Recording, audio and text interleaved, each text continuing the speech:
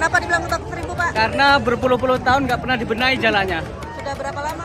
Udah 10 tahunan.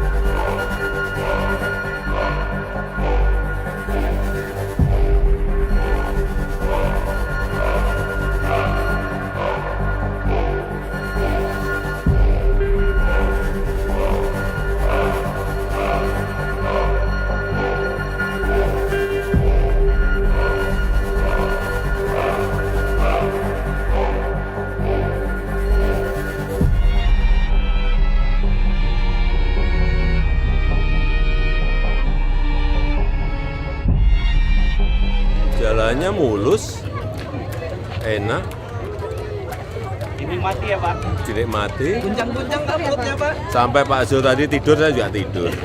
Seperti dipupuk ya Pak. Enggak, kalau ada yang hamil Enggak. bisa ngelahirin kata.